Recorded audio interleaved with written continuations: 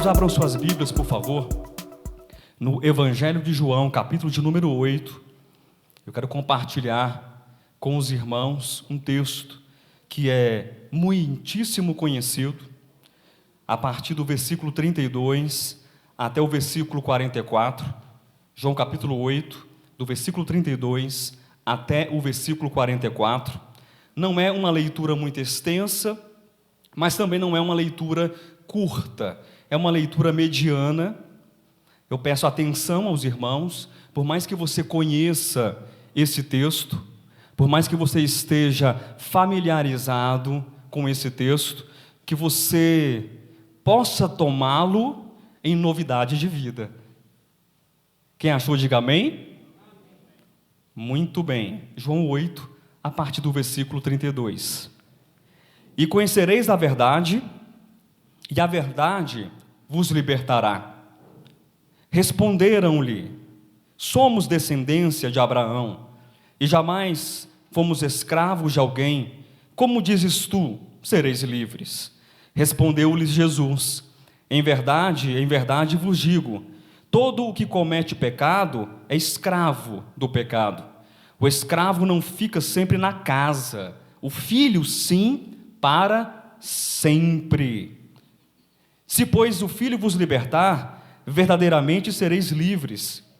Bem sei que sois descendência de Abraão, contudo procurais matar-me, porque a minha palavra não está em vós. Eu falo das coisas que vi junto de meu Pai, vós, porém, fazeis o que vistes em vosso pai. Então lhe responderam: nosso pai é Abraão. Disse-lhe Jesus: se sois filhos de Abraão, praticai as obras de Abraão. Mas agora procurais matar-me, a mim que vos tenho falado a verdade, que ouvi de Deus. Assim não procedeu Abraão. Vós fazeis as obras de vosso pai. Disseram-lhe eles: nós não somos bastardos, temos um pai, que é Deus. Replicou-lhes Jesus: se Deus fosse de fato o vosso pai, certamente me havíeis de amar, porque eu vim de Deus, e aqui estou, pois não vim de mim mesmo, mas Ele me enviou. Qual a razão por que não compreendeis a minha linguagem? É porque sois incapazes de ouvir a minha palavra. Vós sois do diabo, que é o vosso pai, e quereis satisfazer-lhes os desejos. Ele foi homicida desde o princípio e jamais se firmou na verdade, porque nele não há verdade. Quando ele profere mentira, fala do que lhe é próprio, porque é mentiroso e pai da mentira. Amém, queridos? Eu quero apenas ler, você não precisa acompanhar mais na sua Bíblia, eu quero destacar nesse texto 4 versículos que são importantíssimos para algumas coisas que nós iremos ver na mensagem dessa noite, que será desenvolvido certamente. É o versículo 32, o versículo 36, o versículo 42 e o versículo 44. Você pode simplesmente ouvir com muita atenção. Diz o versículo 32: e conhecereis a verdade, e a verdade vos libertará. Versículo 36: se, pois, o Filho vos libertar, verdadeiramente sereis livres. Versículo 42, replicou-lhes Jesus: se Deus fosse de fato o vosso pai, certamente me havíeis de amar, porque eu vim de Deus e aqui estou, pois não vim de mim mesmo, mas Ele me enviou. Versículo 44, vós sois do diabo, que é o vosso pai, e quereis satisfazer-lhes os desejos. Ele foi homicida desde o princípio e jamais se firmou na verdade, porque nele não há verdade. Quando ele profere mentira, fala do que lhe é próprio, porque é mentiroso e pai da mentira. Queridos, esse texto é um dos textos possivelmente mais lidos nas igrejas do mundo inteiro. Um texto conhecido, um texto que de fato todos nós cristãos estamos familiarizados. Mas é um texto sobremaneira interessante. Ora, pastor Josué, por que ele é um texto interessante? Pelo menos para nós ele é muito interessante, porque aparentemente esse texto coloca em dúvida a filiação universal dos homens em Deus. Eu disse que o texto aparentemente coloca em dúvida a filiação universal de todos os homens em Deus. Pois bem, quando eu digo a você que aparentemente coloca em dúvida, você que é esperto, você que é atento e já conhece muito bem aquilo que nós ministramos aqui nessa assembleia, já captou a mensagem. Quando eu digo aparentemente, significa que, de fato, esse princípio da filiação universal, que, de fato, essa verdade da filiação universal dos homens em Deus é uma verdade irrefutável, é uma verdade inegável, é uma verdade que não pode ser anulada. Mas é um texto que nos faz refletir, sim ou não? É um texto que minimamente nos faz pensar um pouco. Se você lê, de repente, esse texto isoladamente, e você lê esses versículos finais, que eu fiz questão de destacar, o versículo 42 e o versículo 44, você tem uma ideia, aparentemente, que diz o quê? Os homens podem ser filhos de Deus, pelo menos alguns podem ser filhos de Deus, mas de acordo com esse texto, ou pelo menos de acordo com as repreensões de Jesus Cristo nesse texto, eu estou desconfiado que a grande maioria dos homens, na verdade, são o quê? Filhos do diabo. Mas eu repito, é apenas uma aparente contradição. Nós sabemos que a filiação universal em Deus é uma verdade que está calcada, que está fundamentada nas Escrituras, de maneira muito clara, pelo menos para nós, nesse ministério. Nós temos textos a sobejar nas Escrituras que afirmam isso. A minha intenção nessa noite não é trazer novamente a repetição desse conceito. A minha intenção não é reproduzir novamente essa verdade para os irmãos, mas a partir dela, já pressupondo que os irmãos estão claros dessa verdade, é trilhar um caminho que nos levará a compreender uma real e uma necessidade muito profunda que nós temos em Deus. Foi lido um texto no início da reunião. Cadê o Pedrão? Ele é pequeno, é difícil localizar. Pronto, irmão Pedrão. Efésios capítulo 3, versículos 14 e 15. Os irmãos se recordam desse texto? Diz que o apóstolo Paulo se colocava de joelhos diante do Pai, por uma causa que não é o tema da ministração, mas ele se colocava de joelhos diante desse Pai, e a esse Pai, ou diante desse Pai, toda a família no céu e na terra tomava nome. Ou nós podemos entender que toda a família no céu e na terra tem o sobrenome, ou tem a filiação, ou tem uma ligação com esse Pai, ou tem o quê? Um parentesco com esse Pai. O texto está claro para os irmãos? Os irmãos entendem o que eu estou entendendo desse texto também? Que toda a família, e vamos agora compreender de maneira específica, toda a família no céu e na terra são dos seres o quê? Conscientes. Aqueles que são conscientes. A humanidade e os seres celestes e quem sabe outros seres conscientes que existam no universo, que não vem ao caso agora. Mas toda a família no céu e na terra tem nesse Pai o quê? Um nome. Quem tem sobrenomes aqui? Marcão, qual é o seu sobrenome? Serra. Delize, qual é o seu sobrenome? Pimenta. Deixa eu ver. Amarildo, qual é o seu sobrenome? Rodrigues. Aqui tem, eu acho que 1/3 da igreja é Rodrigues. O meu sobrenome é bem fácil de memorizar. Argolo, com acento circunflexo no primeiro O. E eu faço questão do acento. A minha esposa sabe disso. Cada um tem um sobrenome.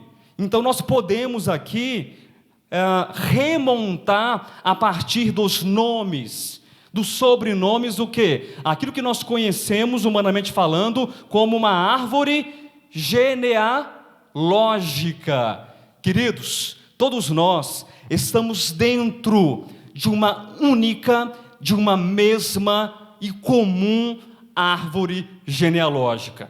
Eu não sou Serra, eu não sou Pimenta, eu não sou Rodrigues, eu não sou uma série de outras coisas, eu sou Argolo, mas todos nós fazemos parte com o mesmo sobrenome espiritual, entendam isso de maneira espiritual e simbólica, tendo Deus, porque nós tomamos desse Deus, toda a família toma desse Deus, a sua família, a sua ligação. E isso deve estar sempre presente e atuante em nossos corações. Quem está entendendo, diga amém. Graças a Deus. Aleluia. E é interessante, queridos, que quando nós falamos então de família, e o texto de Efésios nos fala sobre família, as dos céus e da terra, que tomam esse nome sobre si, eu gosto de ilustrar nas ministrações que eu faço, para a gente entender melhor. Família nos lembra casa, sim ou não? Casa.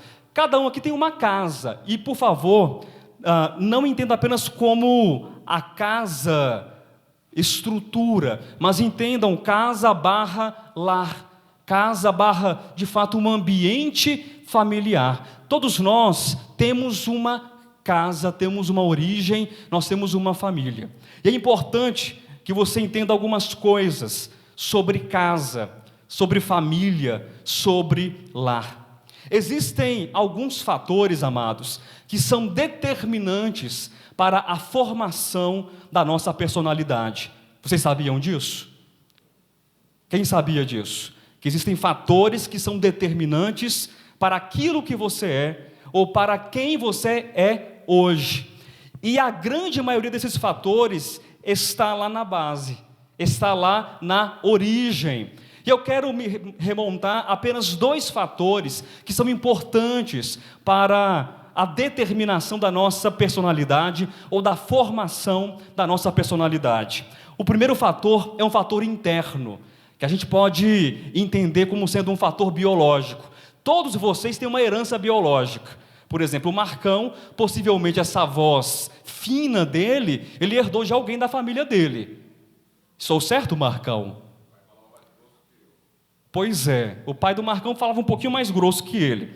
Os irmãos já observaram a minha grande estatura, de 1,64 m ou 3, ou eu fico meio perdido, porque é tanta altura que eu nem sei se é de 3, 4 ou 5. Mas se os irmãos, de repente, me verem perto do meu pai, certamente, e da minha mãe também, que é mais baixa do que nós, vão saber de onde eu herdei essa descomunal altura na minha árvore genealógica. Mas, enfim, existem fatores biológicos que são determinantes para nos fazer sermos aquilo que nós somos. A nossa biologia afeta a nossa personalidade. Isso já é provado cientificamente. Há, por exemplo, pessoas que são mais predispostas a perdoar do que as outras. Vocês sabiam disso? Tem gente que tem uma característica, uma carga genética, emocional, as portas das suas emoções são mais abertas e predispostas para o perdão. E outras, as janelinhas, para não dizer que não tem porta, são mais fechadinhas para o perdão. Pois bem, queridos, mas os fatores genéticos não são os únicos fatores determinantes para a formação da nossa personalidade. Permitam-me uma expressão um tanto comum, mas onde o bicho pega de verdade, não é na sua genética. Não é. São os fatores externos. É a nossa casa. É a nossa criação. É o tipo de princípios.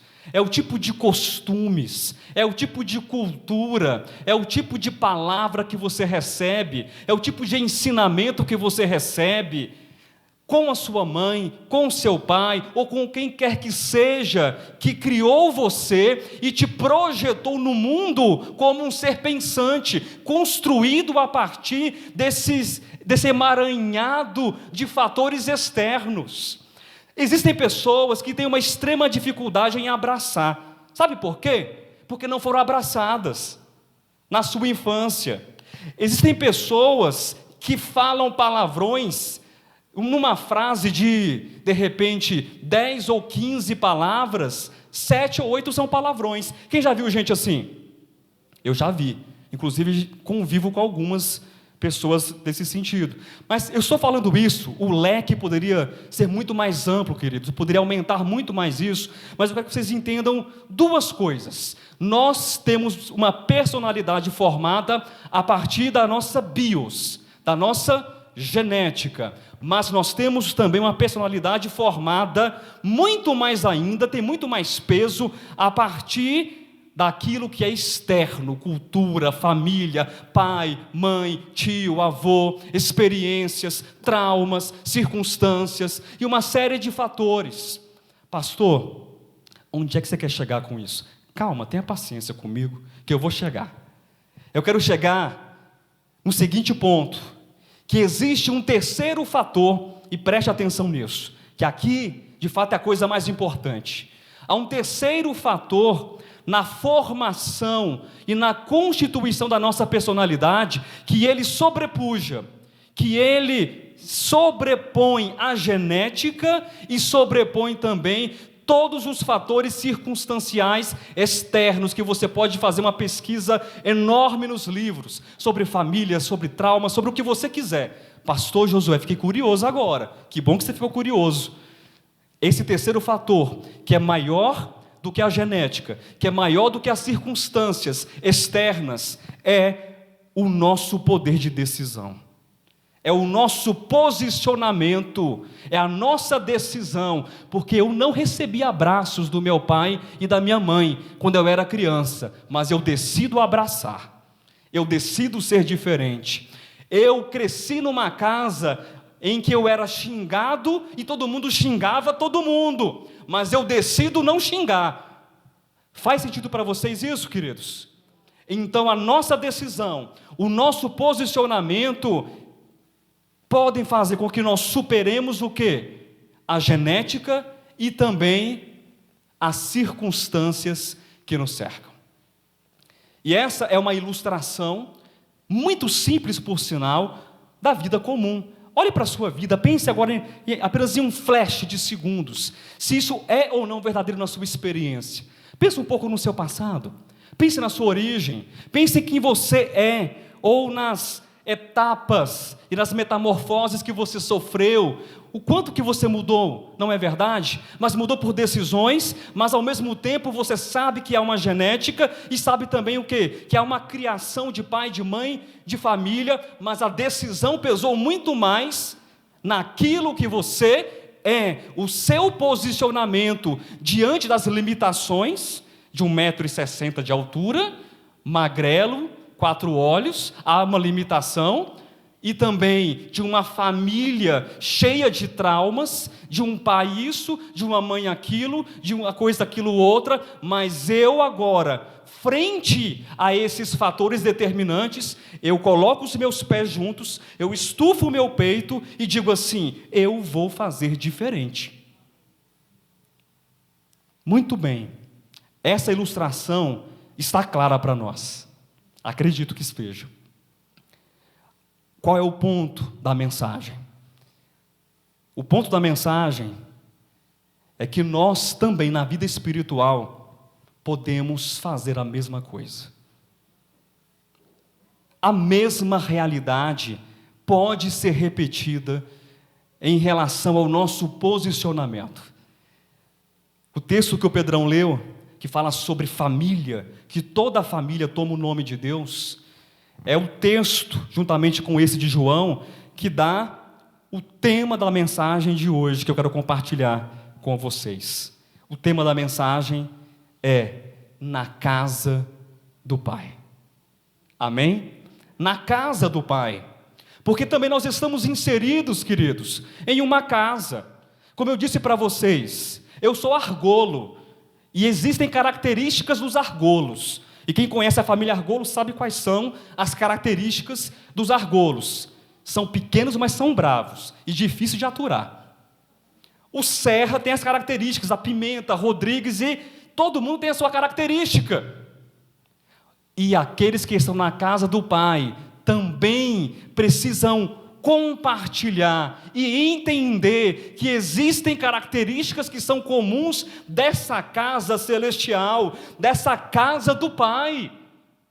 E nós podemos decidir ser diferentes, nós podemos decidir reagir e ter uma metamorfose, uma mudança de vida, de coração, de mente, de pensamento, de emoções, a partir não da biologia, a partir não da família da qual você surgiu, mas a partir da nossa ligação eterna com aquele que é Deus e Senhor de todas as coisas.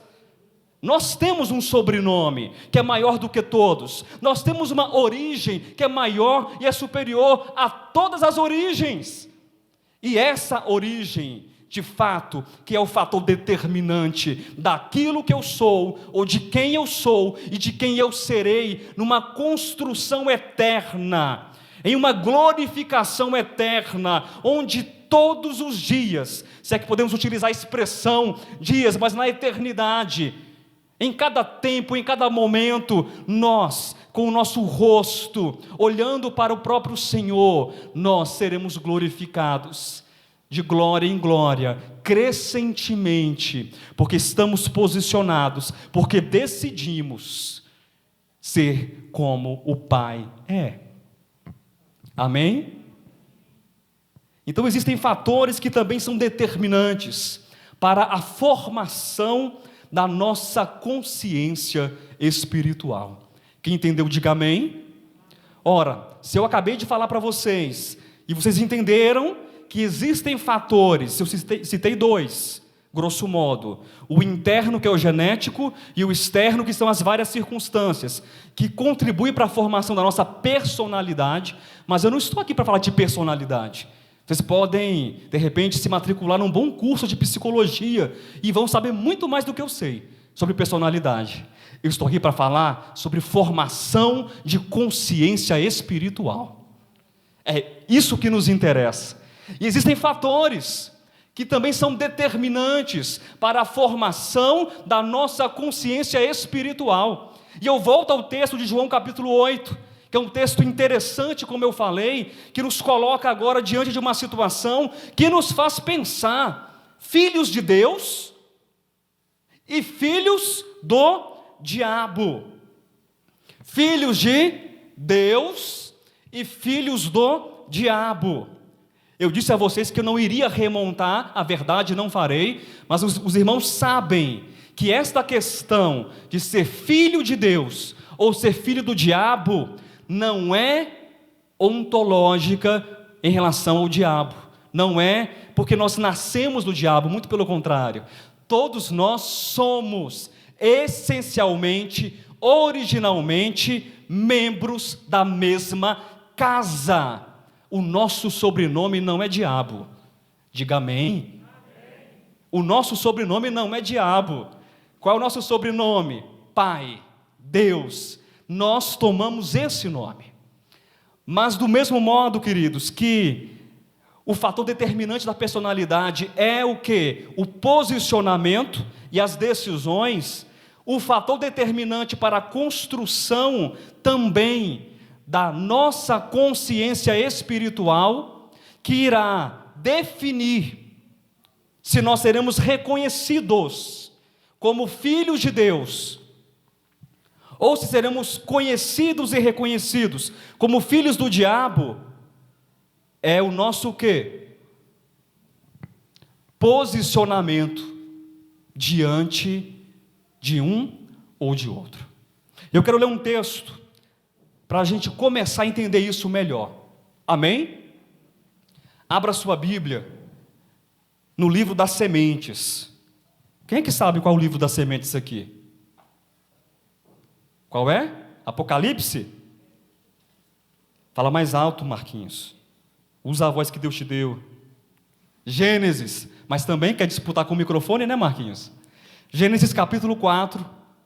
Nós iremos ler do versículo 17 até o versículo 22, e depois do versículo 25 até o versículo 26. Quem achou, diga amém. Gênesis 4:17. E coabitou Caim com sua mulher. Ela concebeu e deu à luz a Enoque. Caim edificou uma cidade e lhe chamou Enoque, o nome de seu filho. A Enoque nasceu-lhe Irade. Irade gerou a Meujael. Meujael a Metusael. Olha que nomes bons para vocês que não são mães ainda, colocaram os filhos de vocês. Ó. E Metusael a Lameque. Lameque tomou para si 2 esposas. O nome de uma era Ada, a outra se chamava Zilá. Ada deu à luz a Jabal. Este foi o pai dos que habitam em tendas e possuem gado. O nome de seu irmão era Jubal. Se forem gêmeos, então Jubal e Jabal. Este foi o pai de todos que tocam harpa e flauta. Encerra por aí. Não, versículo 22 que eu falei. Zilá, por sua vez, deu à luz a Tubal-Caim. Esse pode ser o filho caçula. Artífice de todo instrumento cortante, de bronze e de ferro. A irmã de Tubal-Caim foi Naamá. Versículos 25 e 26. Tornou Adão a coabitar com sua mulher, e ela deu à luz um filho, a quem pôs o nome de Sete. Porque disse ela: Deus me concedeu outro descendente em lugar de Abel, que Caim matou. A Sete nasceu-lhe, pois, um filho, ao qual pôs o nome de Enos. Daí se começou a invocar o nome do Senhor. De quem nós somos filhos? Pense. Nós somos filhos daquele a quem nós nos ligamos. Isso está claro para você? Está claro? Eu não estou desmontando a verdade que eu disse que o texto aparentemente combate. Nós somos filhos enquanto um posicionamento da nossa consciência daquele a quem nós estamos o quê? Ligados, ou de fato estamos posicionados. Esse texto que nós acabamos de ler, ele é um texto interessante, é um texto que de fato ele possui sementes, ele está muito bem localizado no início da Bíblia, no livro das sementes, no livro da construção de muitas verdades que elas se desenvolvem, elas amadurecem e elas florescem posteriormente. Nós temos aqui 2 protótipos de casas. Nós temos aqui 2 protótipos de famílias. Nós temos aqui 2 protótipos de humanidades. Os irmãos devem saber que nós temos várias humanidades ao longo das eras. Nós não temos uma humanidade, nós temos humanidades, nós temos ciclos, nós temos eras. E temos aqui nesse texto que nós lemos também os protótipos de 2 cidades que nós veremos no final da Bíblia como Babilônia, a grande Babilônia, a meretriz, e a Nova Jerusalém, a santa cidade que desce da parte de Deus, a noiva do Cordeiro. Eu quero que vocês observem essas sementes, esses protótipos a partir de pessoas, a partir de nomes, a partir de ideias, a partir de circunstâncias, a partir de coisas que são tão às vezes simples. A gente passa os olhos pelas Escrituras e a gente às vezes fica assim pensando: o que esse texto está fazendo aqui? O que esse nome está fazendo aqui? O que isso está fazendo aqui?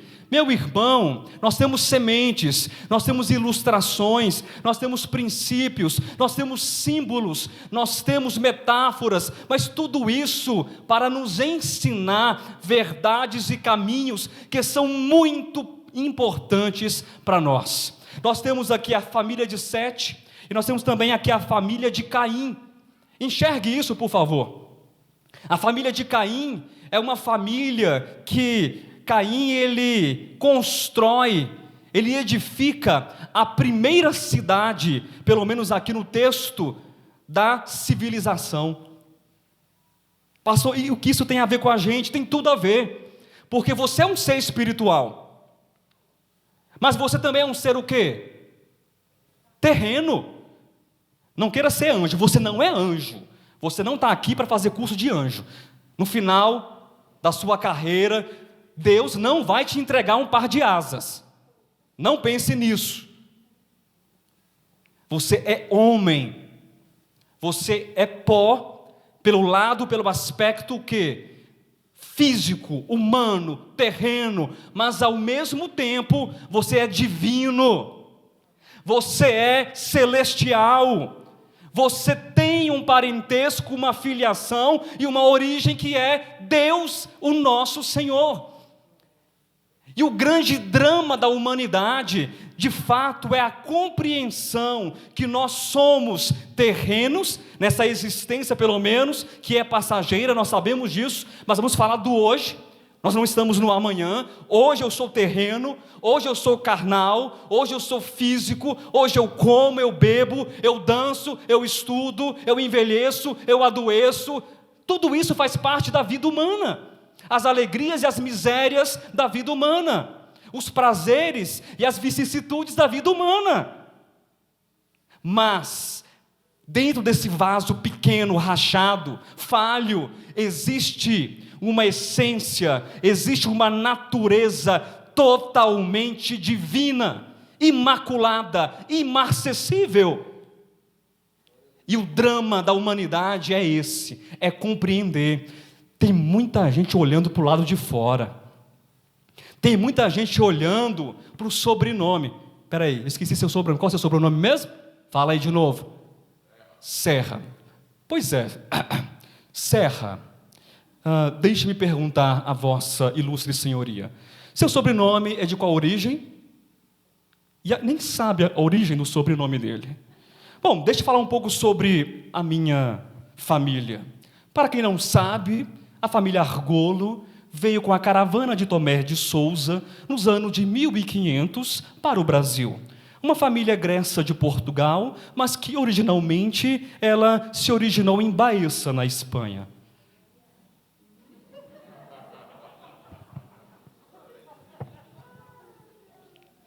Como diz o nosso querido Alexandre Rodrigues, isso o quê? Não dá nada. Isso não dá nada. Não dá nada. Tem muita gente olhando para o lado de fora e não entende que o que importa não é ser Argolo, nem Serra, nem Pimenta, nem Rodrigues. O que importa é o despertar de uma consciência espiritual posicionada em Deus. É isso que faz a diferença. Quem entendeu, diga amém. E nós temos aqui duas famílias prototípicas, que a gente poderia falar da genealogia, ou de repente, Serra e eu poderíamos viajar, quando acabar a Covid, né? Vai chegar a vacina da Rússia, a gente vai viajar ano que vem, nós dois, viu? Vamos ser enviados para Israel, vamos nos assentar com as autoridades rabínicas de Israel, e nós vamos entender essa genealogia, o que eles fizeram, o que não fizeram. Isso dá alguma coisa, Serra? Não dá nada. Pastor, mas então por que você leu esse texto que não dá nada? Não, o texto, ele é importante.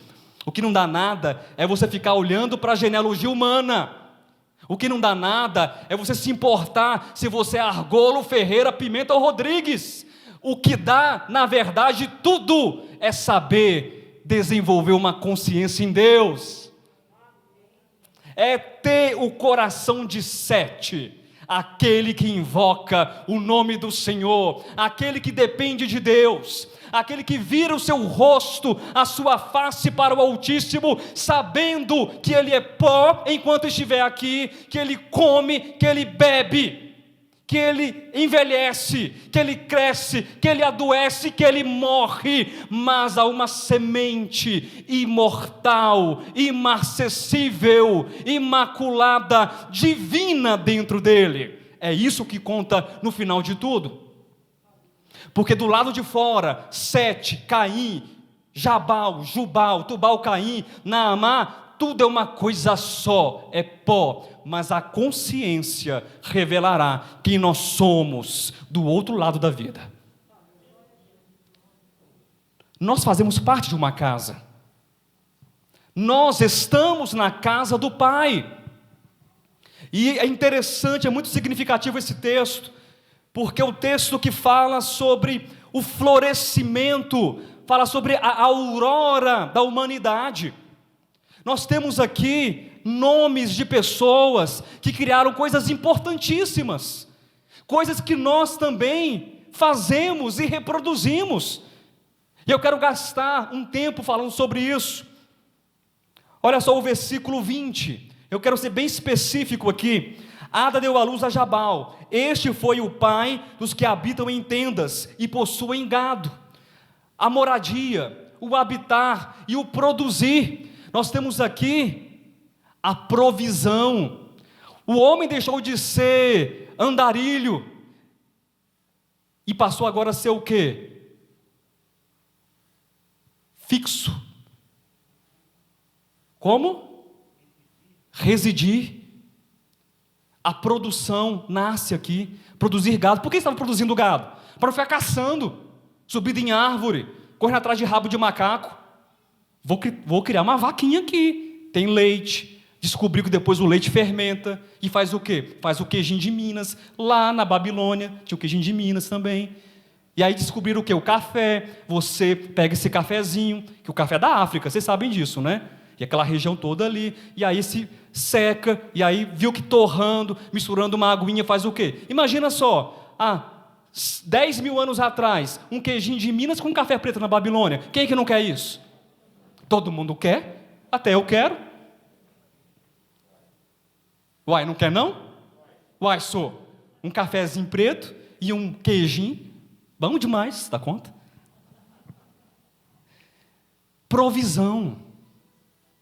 Quem é que não precisa de provisão aqui? Levanta a mão, que eu vou te dar o carimbo de anjo. Eu vou até voltar atrás. Deus vai me autorizar. Eu vou te dar as asas de anjo agora mesmo. Deus me autorizou. Você fala assim, eu não preciso de provisão, eu não como, eu não bebo, eu sou um ser divino de luz. Eu vivo, eu respiro, eu me alimento da luz. Como eu sei que você come e bebe, então você precisa de quê? Provisão.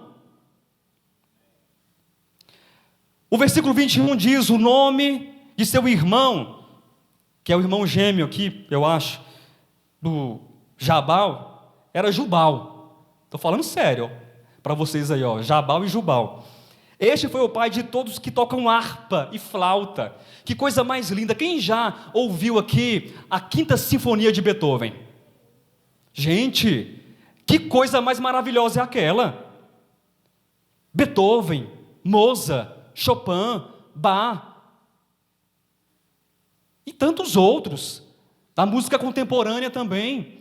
Mas tudo isso, as centenas de instrumentos que nasceram ao longo do tempo, você percebe o protótipo aqui? De uma flauta, de repente de um pedaço de um pau de árvore ali, oco, aí qual é o nome dele? Do gêmeo, do Jubal, Jubal. Deixa eu ver. É o Jubal. O Jubal pegou aquele toco ali, fininho, né? E aí deu uma lixada, e aí já tinha uns furos lá. Um cupim comeu, e aí ele soprou, mas ele colocou a mão ali, aí saiu alguma coisa. Aí ele fez mais furinhos. Foi vendo a distância, daqui a pouco estava lá. Pensa naquela orquestra de flauta, só de flauta. Mas nasceu a arte, nasceu a musicalidade. Todos nós temos dentro de nós, no nosso inconsciente, nós temos o amor e o prazer, a paixão pelo belo, pela arte. Isso está dentro do homem, a necessidade de provisão e a necessidade de prazer, de diversão, de assistir um cineminha, um filminho, de comer pipoca, de viajar, de molhar os pés ali na água gostosa da praia. Todo mundo pode e deve, isso é prazer. Nós temos o protótipo da flauta, e nós temos aqui também, versículo 22, e lá por sua vez deu à luz a Tubal-Caim, artífice de todo instrumento cortante, de bronze e de ferro. Eu não vou falar sobre Naamá porque dá problema. Tá? Namá depois é um estudo específico só de namá. Dá problema de verdade. Mas Tubal-Caim, aqui nós temos o protótipo da proteção, da segurança. Eu sei que é o aspecto negativo aqui, da guerra, mas também há a proteção aqui. E esses instrumentos cortantes também podem estar ali junto também com a produção, com a indústria e com os instrumentos, então está tudo ligado aqui. Mas é interessante, querido, e preste atenção nisso. São 3 palavras que a partir de agora, aprendendo com o meu grande mestre, que me inspira muito, eu vou começar a pregar agora. É brincadeira, queridos. Eu tenho só mais 1 hora para pregar. Amém. Cadê? Pedi para o Raimundo fechar ali. 3 palavras. Eu estou com essa mania, né, de 3 palavrinhas, né? Desde o culto passado, né? 3 palavrinhas. Acho que eu estou assistindo demais aqueles vídeos de 3 palavrinhas. Preste atenção. Se você quiser repetir, você repita. Se você quiser anotar, você anote. Provisão, prazer e proteção. Eu posso repetir? Provisão, prazer e proteção. Eu disse a vocês que nós temos aqui o protótipo de 2 casas, 2 famílias, 2 consciências, ou 2 manifestações de consciências, e o protótipo de 2 cidades que são vistas nos últimos capítulos da Bíblia: a Nova Jerusalém e a Grande Babilônia. Porque eu pergunto para vocês, queridos, preste atenção na minha palavra, na minha pergunta: será que Sete tocava flauta? Eu não sei, mas se Sete tocasse flauta, deixa eu perguntar para os músicos aqui. Andresa, Sete, aquele que invoca o nome do Senhor. A Sete nasceu depois um filho, a qual pôs o nome de Enos, foi Enos. Daí se começou a invocar o nome do Senhor. Você que toca, que canta, será que Enos tocava flauta? Suponhamos que ele tocasse. Qual o problema de tocar flauta? Marcão da segurança. Será que Enos também tinha segurança, tinha alguma coisa, algum problema com isso? Será que ele criava uma vaquinha para tirar o leite, fazer ali depois o queijinho de Minas, e plantava também um pezinho de café arábica para fazer o cafezinho? Tem algum problema? Pastor, onde é que você quer chegar então? Eu pensei que a gente não podia nem tomar café, nem comer queijinho, nem tocar flauta. Muda de igreja, irmão, não é essa aqui. Aqui você pode tocar flauta, você pode tomar café e pode comer o queijinho. Qual é a questão? Não é tocar, não é cantar, não é dançar, não é nada disso. Mas eu repito, é o tipo de posicionamento que você tem diante do Senhor. E aqui eu quero entrar em 3 textos das Escrituras para falar sobre o nosso posicionamento diante do Senhor, que gera uma consciência espiritual enquanto filhos do Pai Celestial, não enquanto filhos do diabo, porque o mundo já está cheio dos filhos do diabo, mas nós queremos nos destacar, nós queremos influenciar, nós queremos ser diferentes, como luz, como sal, como agente de transformação nesse mundo. Nós precisamos de proteção, nós precisamos e temos a necessidade de prazer, nós precisamos de provisão. Mas eu quero que você saiba, meu querido, que comendo queijinho ou não comendo, tomando café ou não tomando, dançando ou não dançando, tocando flauta ou não tocando, tudo que nós precisamos em provisão, em proteção, em prazer, deve passar pelo Senhor, deve vir de Deus. A nossa essência, a nossa origem, a nossa razão, o nosso tudo, porque tudo pertence ao Pai.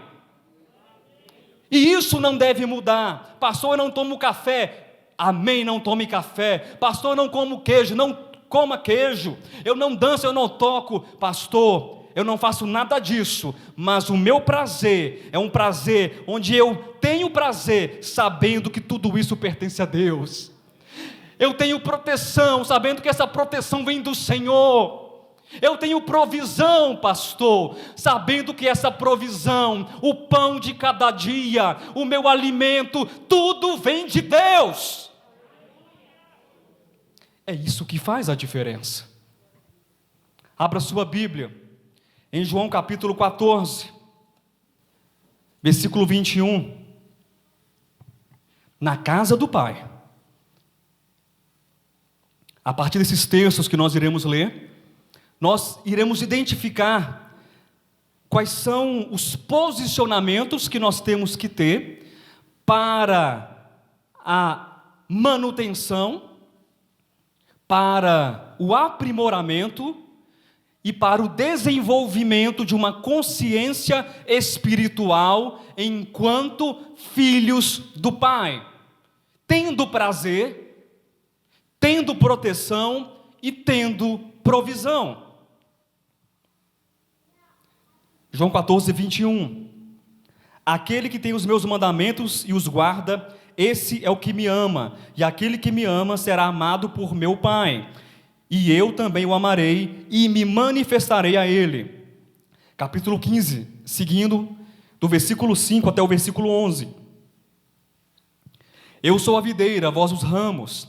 Quem permanece em mim e eu nele, esse dará muito fruto, porque sem mim nada podeis fazer. Se alguém não permanecer em mim, será lançado fora, à semelhança do ramo, e secará. E o apanham, lançam no fogo e o queimam. Se permanecerdes em mim, e as minhas palavras permanecerem em vós, pedireis o que quiserdes, e vos será feito. Nisto é glorificado meu Pai, em que deis muito fruto, e assim vos tornareis meus discípulos. Como o Pai me amou, também eu vos amei, permanecei no meu amor. Se guardardes os meus mandamentos, olha aqui novamente mandamentos, nós lemos no capítulo anterior, permanecereis no meu amor, assim como também eu tenho guardado os mandamentos de meu Pai, e no seu amor permaneço. Preste muita atenção no versículo 11. Tenho-vos dito estas coisas, para que o meu gozo esteja em vós. Deixa eu fazer uma coisa com vocês. Substituam a palavra gozo por prazer. Ok? Não vai ferir nada o texto. Tenho-vos dito essas coisas, para que o meu prazer esteja em vós. E o meu prazer seja completo. Graças a Deus.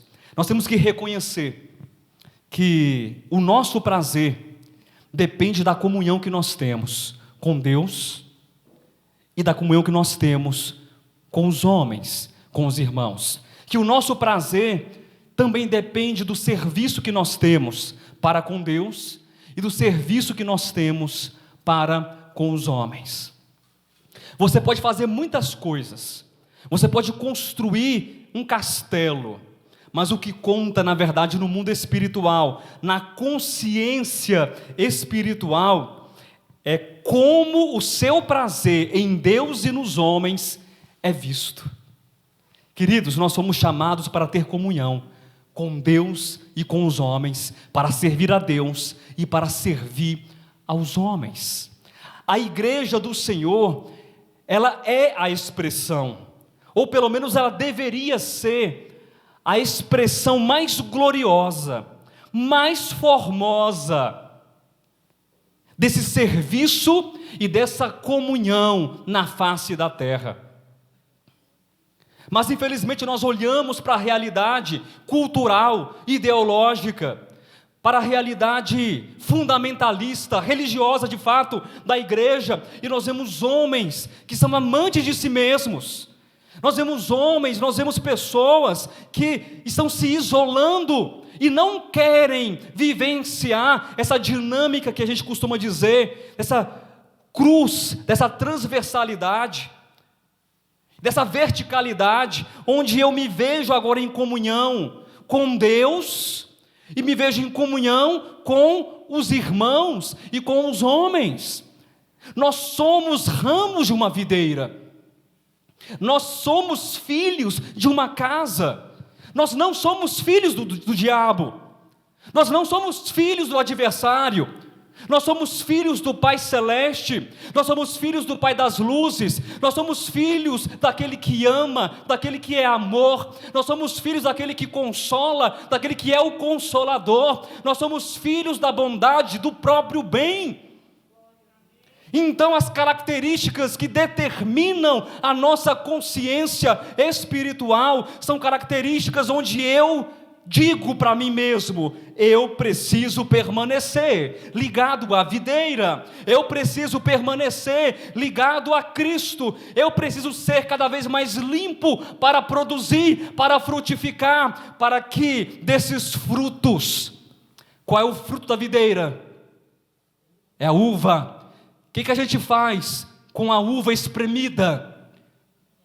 Faz suco, e o suco fermentado faz vinho, que é sinônimo nas Escrituras e em toda a cultura antiga, é símbolo de prazer, símbolo de alegria, símbolo de festa.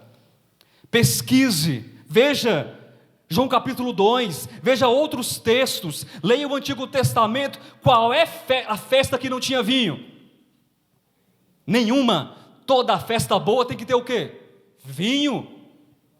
Por quê? Porque o vinho alegra, o vinho aquece. Eu sei que tem outras coisas também, mas vamos ficar na parte boa, vamos? Vamos, topa? Vamos ficar na parte boa. O vinho traz alegria.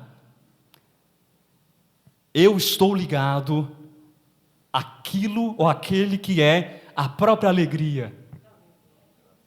Ah, pastor, mas a minha vida está tão murcha, a minha vida está tão preto e branco. Meu irmão, jumentinho de Deus, amarra-te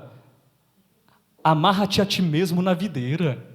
Glória a Deus, lembrei agora do texto de Gênesis. Amarra-te a ti mesmo na videira, seus olhos vão ficar cintilantes, você vai ficar cheio de alegria no teu coração, e não vai ficar bêbado não, vai ficar cheio do Espírito Santo de Deus. As pessoas vão olhar para você e vão ver uma mulher alegre, um homem alegre, um jovem alegre, uma esposa alegre, um marido alegre, uma igreja alegre, que tem prazer no Senhor. E aí a comunhão nasce. Você não precisa fazer curso de comunhão. Curso, como é que eu faço para ter comunhão? Primeiro você estende a mão, agora não pode, né? Mas tudo bem, tempos antigos. Estende a mão, olha nos olhos, dá bom dia e boa tarde. Convenções sociais. Comunhão, eu falo de coração ligado ao outro. Eu falo de empatia, eu falo de sintonia, eu falo de harmonia, mesma fé, mesmo espírito, mesmo pensamento, mesmos sentimentos, porque eu estou bebendo do mesmo vinho, eu estou bebendo da mesma fonte, eu tenho o mesmo prazer, eu tenho os mesmos frutos, eu sou o ramo tanto quanto você, e o que importa não é o ramo, mas é onde o ramo está. E nós, ramo pequeno, ramo grande, ramo que fala grosso, ramo que fala fino, o que importa na verdade é que cada ramo, a seu próprio modo, com a sua personalidade, com as suas experiências, sabe que dentro dele, muito mais do que genética, muito mais do que criação de pai, de mãe, seja do que for, o que o move é a seiva da videira. É isso que faz a diferença. E o meu prazer, então, me move a servir a Deus e a servir os homens. Meu irmão, vá para o cinema quando liberar. Está quase liberando, né? Mas se você achar que deve ir, eu mesmo não vou. Ano que vem, depois da vacina da Rússia, irmãos, eu não estou recebendo patrocínio, tá? Não estou recebendo patrocínio. Os russos não ligaram para mim. Ano que vem, depois que tudo isso tiver, pelo menos, acabado, sei lá como é que vai ser. Mas enfim, deixa eu falar o que eu quero. Ano que vem, continua tendo prazer. Né, Marcão? Lá no Beer House, picanha. Marcinho, tamo junto? Loura? Aquela cerveja gelada. Eu estou falando aqui mesmo, de público, de púlpito mesmo, para que não haja escândalo nenhum. Irmãos que nos assistem, eu particularmente gosto da cerveja preta. Cerveja de moça. Cerveja de moça, né, Loura? Nós que somos moças, tomamos cerveja preta. Tenha momentos de diversão, tenha momentos de prazer, mas saiba que tudo vem do Senhor e que existe uma sobreexcelência de um prazer, de uma bebida, que o beer house não serve, que a casa do chopp não serve, que as picanhas dessa vida não nos dão de satisfação. É o prazer que vem do Senhor, é o prazer em Deus. Esse prazer ninguém pode roubar, esse prazer ninguém pode tirar de você. Aqueles que estão na casa do Pai, eles vivem por esse prazer, eles vivem impulsionados pela alegria espiritual da comunhão e do serviço. E é isso que faz a diferença de uma consciência que cresce na casa do Pai. Há um outro texto que eu apenas vou citar, Lucas capítulo 15. Os irmãos conhecem esse texto, que é a parábola do filho pródigo, que nós particularmente gostamos de dizer que é a parábola do pai e seus 2 filhos. Nessa parábola, muitas coisas acontecem, muitas coisas poderiam ser ditas, mas eu quero resumir o máximo possível. Os irmãos sabem que o filho, ao voltar para a casa do pai, eu não quero recontar a história, porque ele cai em si, ele está cuidando de porcos, em um lugar distante, uma cidade distante, ele perde a posição de filho, de herdeiro, daquele que é nobre de nascimento, daquele que poderia governar. Ele se encontra agora como um mero e um simples cuidador de porcos. Imagine isso para um judeu, e para Jesus citar essa parábola para judeus, que consideravam que os porcos animais o quê? Imundos. E Jesus, ele toca bem no fundo da ferida, fala assim: vocês são tudo cuidadores de porcos, com essa consciência caída, com essa consciência diabólica, com essa consciência satânica, mas tem solução. A parábola não é de morte, a parábola é de vida, a parábola é de esperança, a parábola é de recuperação, a parábola nos fala de provisão, porque o filho caindo em si, fedendo a porcos, mal cheiroso, rasgado, com o pé descalço, cansado, explorado, ele cai em si e fala: eu vou para a casa do meu pai, nem que eu seja tratado como um empregado, como um jornaleiro, porque na casa do meu pai tem pão com fartura.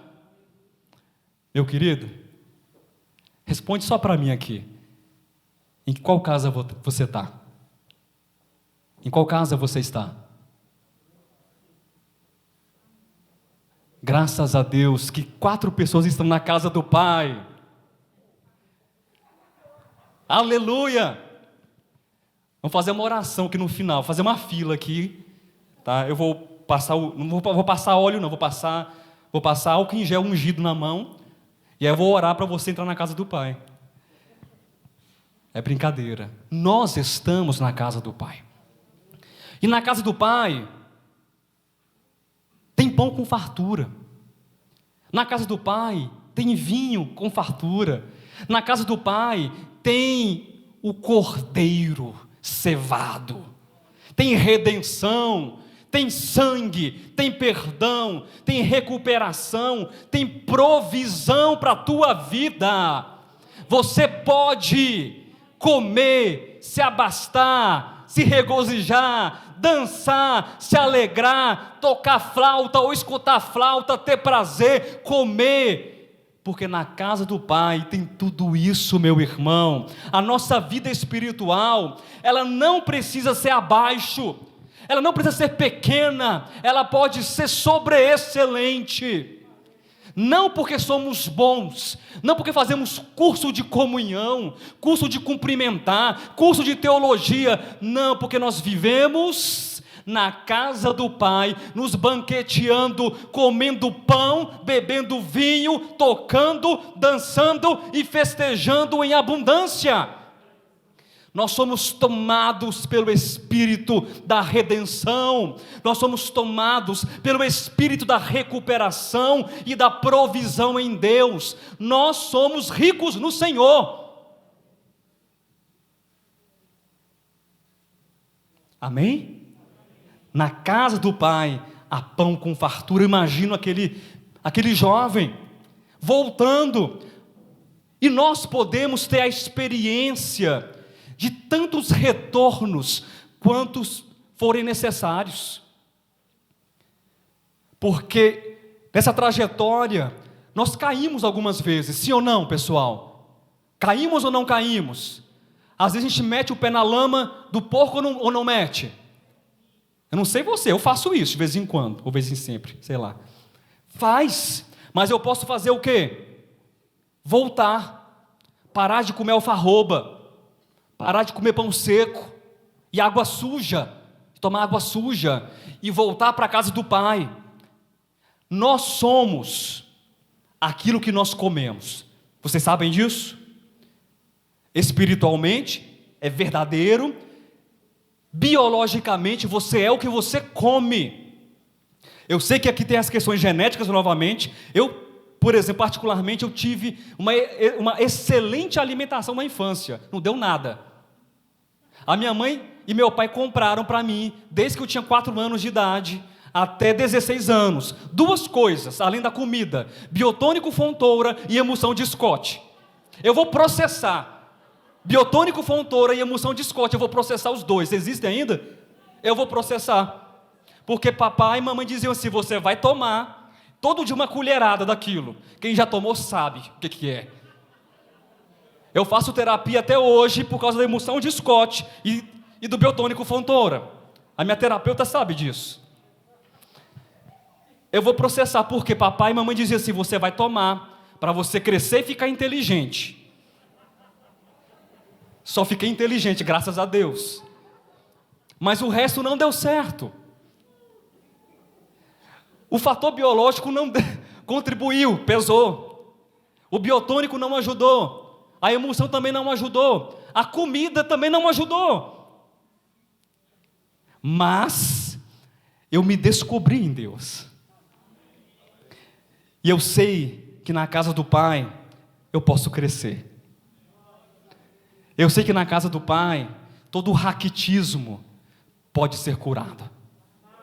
Eu sei que na casa do Pai toda a vitamina que eu recebo pode curar a minha visão. Não física, não que Ele não possa, mas espiritual.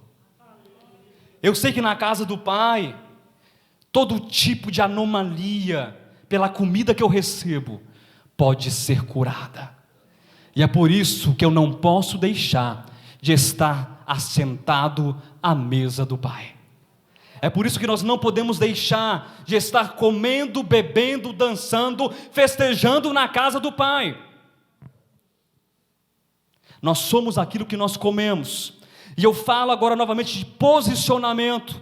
Lembra no início da mensagem que eu falei que o fator determinante da formação da nossa personalidade é o quê? Posicionamento, que é maior do que genética e é maior do que o quê? Circunstâncias externas. E falei também que o nosso posicionamento é maior do que qualquer coisa, inclusive para o nosso crescimento espiritual. Aquele menino, aquele jovem, outrora fedendo a porcos, outrora tratado de repente como mais um trabalhador, como um escravo, ele estava reintegrado à casa do Pai, de banho tomado, com sandália nos pés, com vestes de príncipe, com anel no dedo, cantando, dançando e comendo na posição de filho. E nós estamos assentados à mesa do Pai, com o anel no dedo, com vestes limpas, com sandálias nos pés, comendo, bebendo, nos alegrando na casa do Pai. Essa é a provisão que Deus dá a cada um de nós. Prazer, provisão e proteção.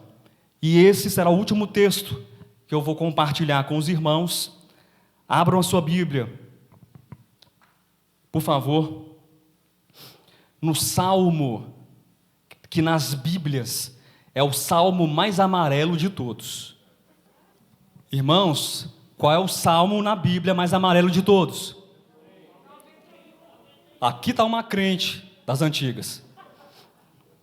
Salmo 91, do versículo 1 até o versículo 4. Nós já vimos até então, queridos, todos nós precisamos de prazer, sim ou não? Todos nós precisamos de provisão.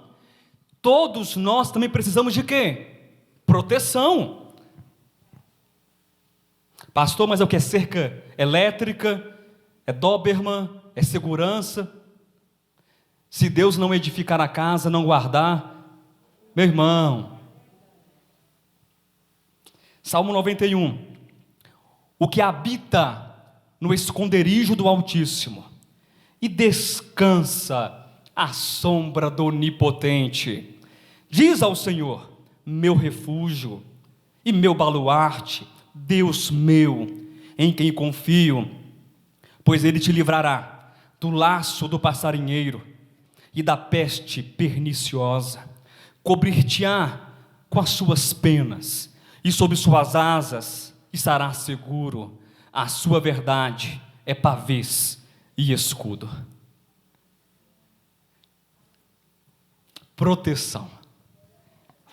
Meu querido, minha querida irmã, nós somos guardados pelo Senhor. Pastor, eu não estou muito seguro disso não. Lá em casa a gente pegou corona 4 vezes já. Eu não estou seguro disso não. A questão não é essa. Nós não vivemos, deixa eu reconstruir.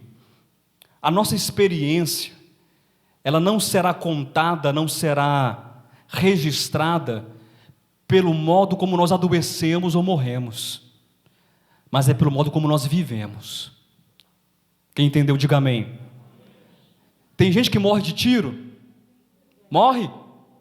Tem gente que morre de câncer? Tem gente que morre de corona?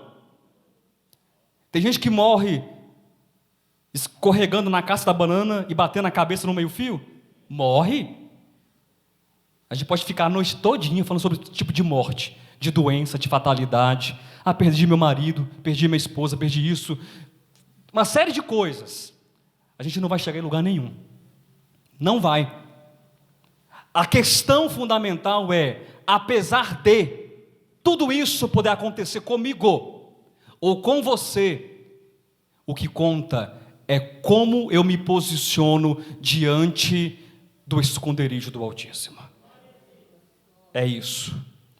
Pastor, você está querendo dizer que na Bíblia não tem proteção contra corona, não tem proteção contra câncer? Não tem.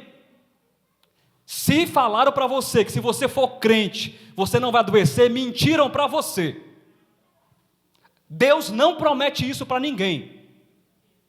Deus não promete carro novo, Deus não promete casa própria, Deus não promete viagem, Deus não promete que você não vai adoecer, que você vai deixar de ser, como o Marcio costuma citar, cauda e vai ser cabeça. Tudo isso é uma construção do Antigo Testamento de um modo específico e pontual e com uma série de reservas.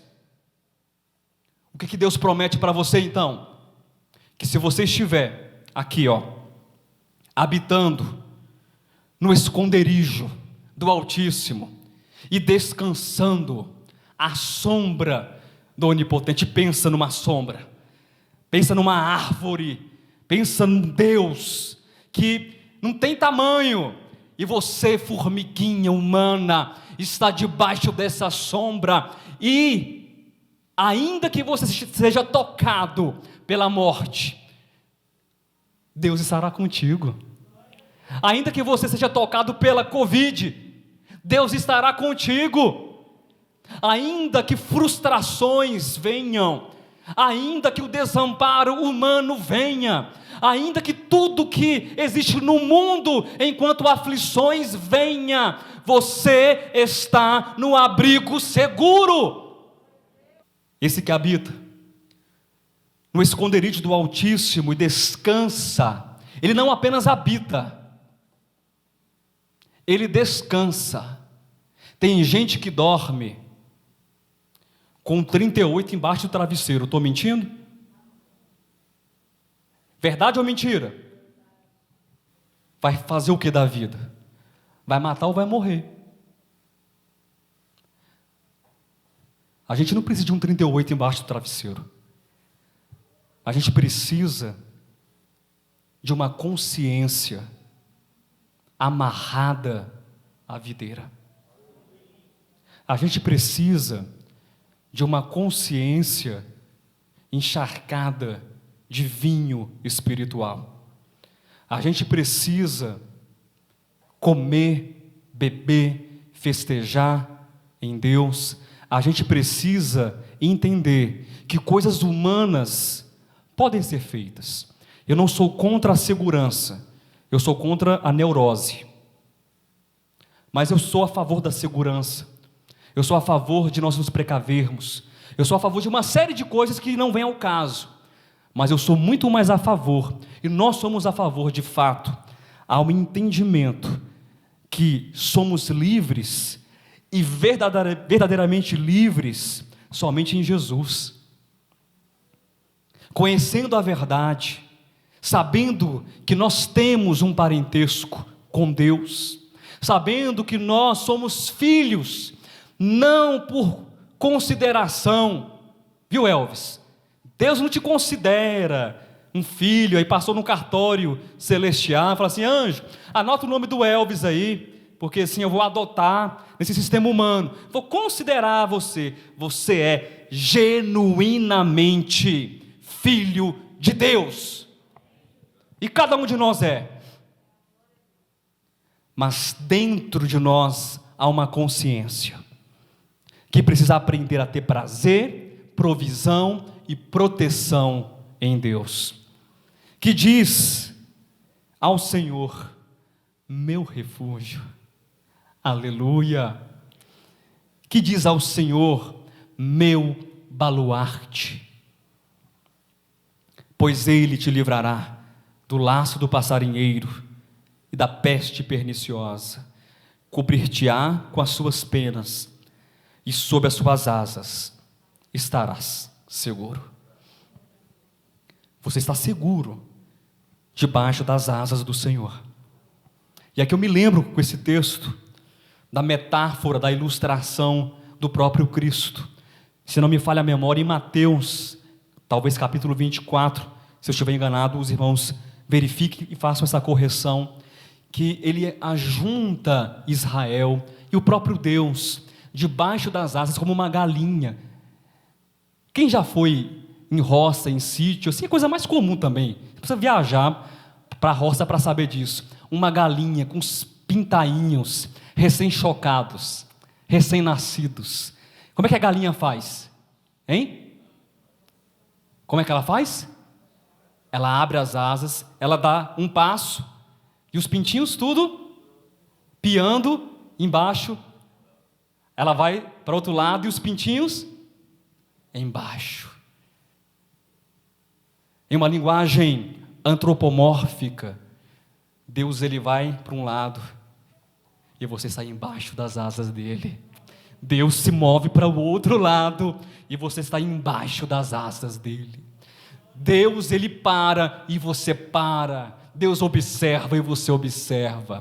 E vem a raposa e vem o lobo, e a raposa não devora, e o lobo não devora, porque estamos debaixo das asas do Altíssimo. Aplauda o Senhor.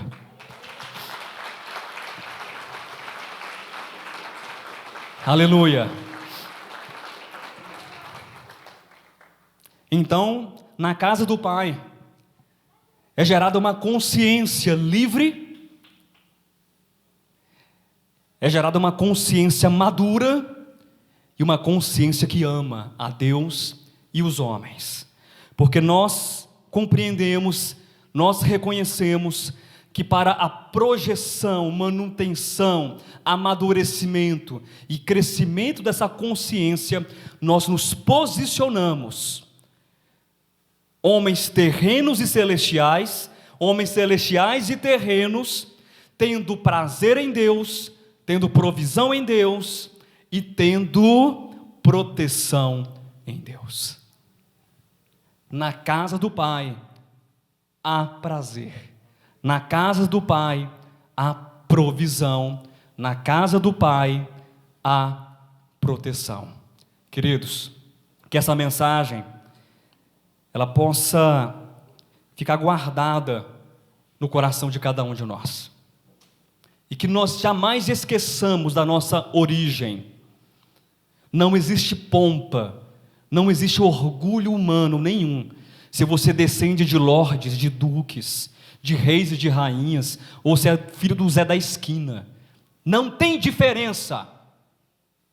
O que faz a diferença é a nossa árvore genealógica espiritual. É isso que conta, é isso que de fato nos move no mundo dos homens e no mundo dos anjos, no céu e na terra.